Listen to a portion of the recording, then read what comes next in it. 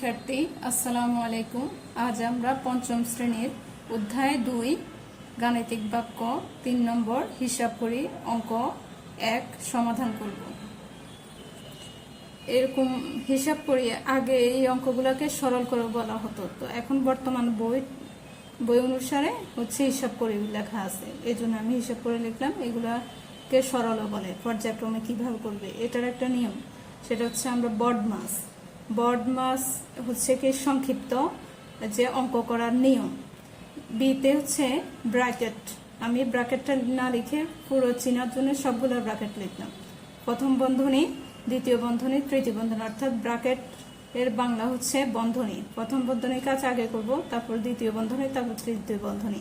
কিন্তু ফার্স্ট করতে হলে বন্ধনীর কাজ আগে করব, তারপর হচ্ছে বর্ডের ও হচ্ছে এর থাকলে সেকেন্ডে আমরা দ্বিতীয়তে এর কাজ করব, তারপর ডিতে ডিভিশন অর্থাৎ ভাগের কাজ। তাহলে প্রথমে আমরা বন্ধনীর কাজগুলো করব, প্রথম বন্ধনী, দ্বিতীয় বন্ধনী, তৃতীয় বন্ধনী, তারপর এর থাকলে এর কাজ।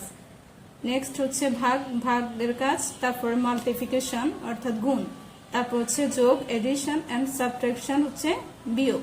তাহলে আমরা গুণ, যোগ, বিয়োগ সে ধাপে ধাপে করব। তাহলে এই বর্ডমাস পদ্ধতিটি অনুসরণ করে এই অঙ্কটি সমাধান করা হবে।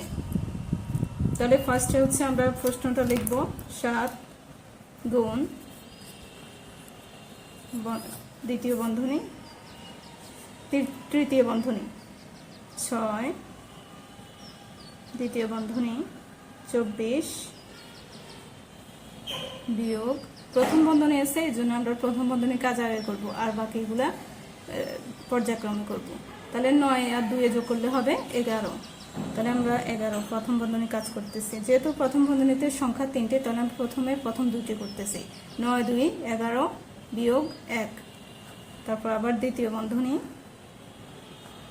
তৃতীয় বন্ধনী সমান 7 গুণ 6 বিয়োগ দ্বিতীয় বন্ধনী 24 বিয়োগ 11 থেকে 1 চলে গেলে হচ্ছে 10।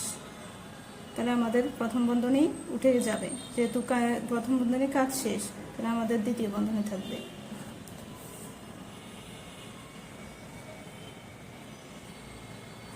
তারপর 7 6 যেভাবে সেভাবে লিখবো দ্বিতীয় বন্ধনীর কাজ। 24 থেকে 10 চলে গেলে হচ্ছে 14, তো আমরা 6 বিয়োগ 14 লিখব।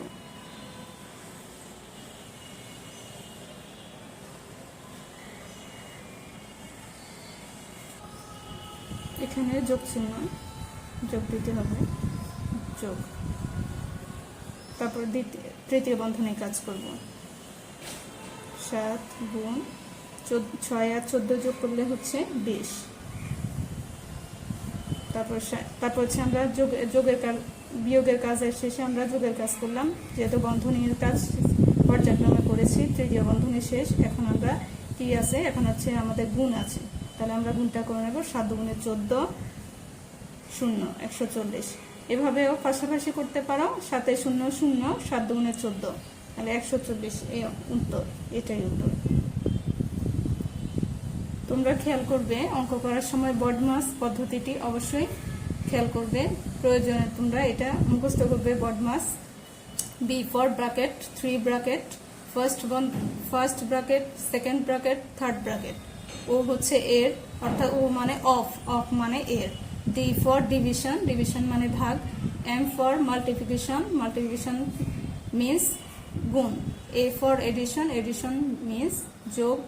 এস ফর সাবট্রাকশন মিন্স বিয়োগ।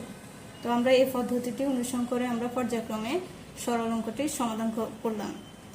যদি বুঝে থাকো অবশ্যই কমেন্টে বলবে, আর না বুঝলেও অবশ্যই কমেন্টে বলবে। এটা ভিডিওটি ভালো লাগলে লাইক, কমেন্ট ও বন্ধুদের সঙ্গে শেয়ার করুন।